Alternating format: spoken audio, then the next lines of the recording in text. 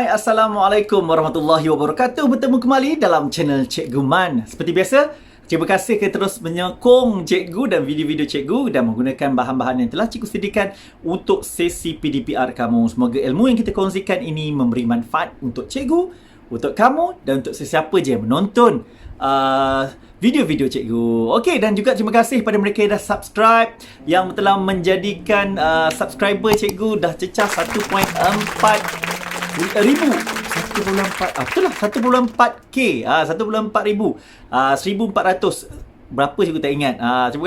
Terima kasih kerana memberi peluang kepada cikgu untuk mencecah 1,000 subscriber. Okey, kita nak teruskan. Dengan itu, siapa yang belum subscribe, tolong subscribe. Terima kasih. Senang je, tekan je butang subscribe di bawah. Ke subscribe itu percuma. Dan semoga dengan subscribe kamu itu membuatkan cikgu tambah semangat untuk menghasilkan video-video pembelajaran kita. Okey, kita nak teruskan sesi PDPR kita.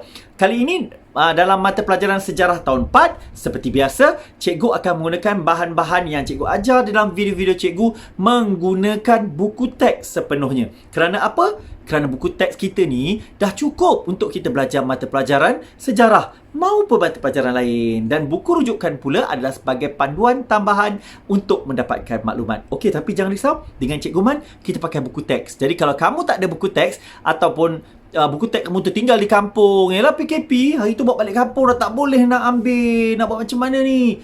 Tak apa, cikgu menggunakan buku teks macam cikgu cakap tadi. Jadi paparan semua, gambar semua, ini diambil daripada buku teks sejarah tahun 4. Don't worry. Okey, kita nak teruskan hari ini dengan subtajuk yang seterusnya. Dalam buku teks, dalam tajuk Kerajaan Melayu Awal ini merupakan bahagian terakhir di mana kita akan belajar pada muka surat. Kalau ikutkan buku teks ni, muka surat apa ni? Jap, cikgu cek. Muka surat 95. Ada buku teks tak? Kalau tak ada pun tak apa. Kalau ada pun tak apa. Kalau ada, letak tepi. Kalau tak ada, tengok cikgu punya video. Okey. Kalau dah bersedia, jom kita nak tengok muka surat 95. Kita akan belajar tentang kegiatan ekonomi Kerajaan Melayu Awal di Kepulauan Melayu. Apa maksudnya kegiatan ekonomi? Kerajaan Melayu Awal ni menjalankan pelbagai jenis kegiatan ekonomi. Sebagai contoh, pertanian, perdagangan, mengutip hasil hutan dan juga laut, juga perlombongan dan pembuatan. Jadi kita akan tengok satu persatu ini. Semuanya ada dalam buku teks muka surat 95, 96 dan 97. Okey, kalau kamu dah bersedia, cikgu nak mulakan dengan kegiatan ekonomi pertama yang dari dulu sampai sekarang merupakan antara kegiatan ekonomi yang juga penting kepada negara kita maupun dunia, iaitu pertanian. Sangat penting kerana pertanian ini menghasilkan sumber makanan kepada manusia, kepada rakyat dan masyarakat. Okey, jom kita tengok muka surat 95, apa yang ada dalam buku teks. Okey, pertanian. Lokasi Kerajaan Melayu Awal di lembah sungai amat sesuai untuk kegiatan pertanian kerana tanahnya subur. Okey, mereka mengusahakan tanaman seperti, contohnya apa? Ada dalam buku teks. Padi, sampai sekarang ada. Pisang, sampai sekarang pun ada. Buah pala dan juga ubi kayu. Pernah tengok buah pala tak? Okey, cikgu letak di sini gambar buah pala dan juga ubi kayu untuk kamu jadikan rujukan. Okey, kalau di Malaysia ada satu negeri ni banyak buah pala dan menghasilkan industri buah pala. Cuba teka negeri mana?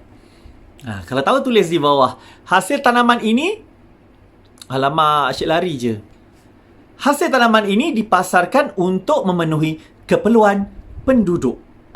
Okey, ini adalah antara kegiatan ekonomi dalam bidang pertanian pada Kerajaan Melayu Awal dahulu. Okey, kita nak tengok pada bahagian yang kedua. Apakah di kegiatan ekonomi lain? Pelabuhan dan perdagangan. Boleh tengok gambar yang ada dalam buku teks tu. Itu contoh pelabuhan Kerajaan Melayu Awal dahulu. Kerajaan Melayu Awal dahulu, laut ataupun sungai merupakan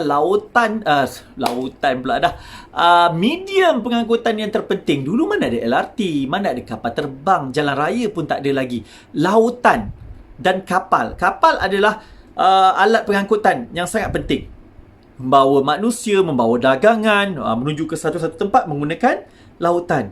Selat Melaka sangat sibuk satu ketika dahulu. Sekarang pun sibuk juga kerana masih banyak kapal-kapal yang menggunakan Selat Melaka sebagai laluan untuk menuju ke sebelah sana. Sebab tu kita ada pelabuhan Kelang, pelabuhan di Lumut.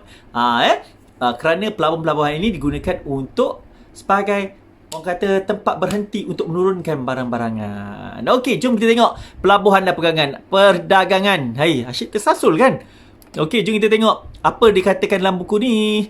Lokasi Kepulauan Melayu yang berada di jalan laut perdagangan timur dan barat menyebabkan kegiatan perdagangan Kerajaan Melayu awal berkembang maju. Kewujudan pelabuhan memudahkan pedagang untuk singgah dan menjalankan kegiatan perdagangan di Kepulauan Melayu.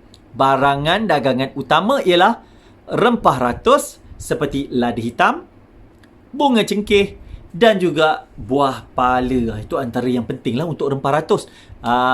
Okey. Seterusnya kita nak tengok. Sebelum tu tengok kat gambar tu. Okey.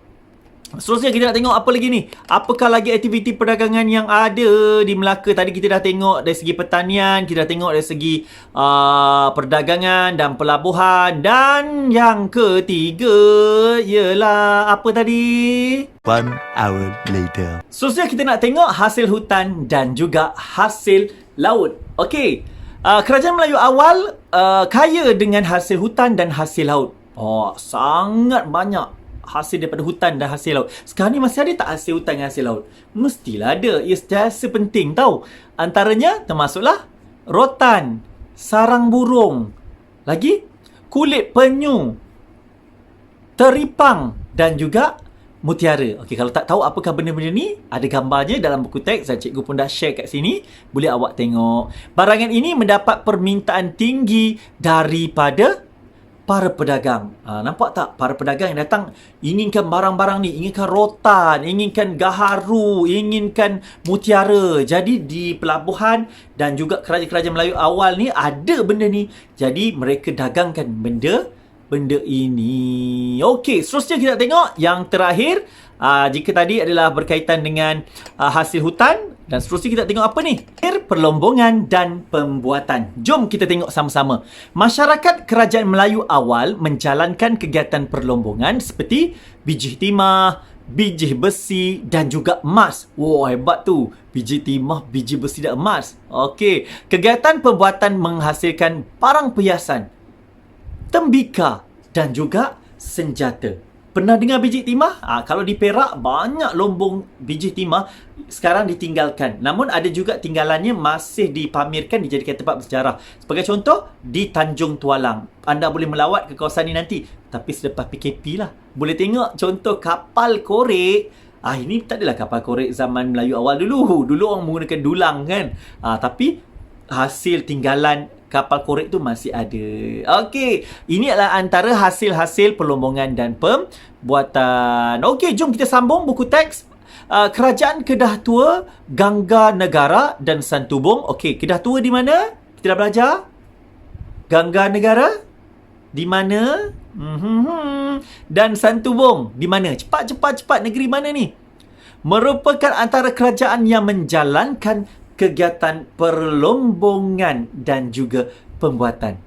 Pelbagai kegiatan ekonomi berasaskan sumber alam berkembang dengan pesat sejak zaman kerajaan Melayu awal. Kekayaan sumber dan alam haruslah dimanfaatkan dengan bijak supaya dapat dinikmati oleh generasi akan datang. Betul, janganlah kita menggunakan hasil sumber alam ini sesuka hati, tanpa kita fikirkan apakah kesannya kepada alam sekitar, kesannya kepada generasi yang akan datang. Jadi, hari ini kita tengok bagaimana daripada kerajaan Melayu awal lagi telah adanya sumber ekonomi dari sudut pertanian. Sekarang ada tak pertanian?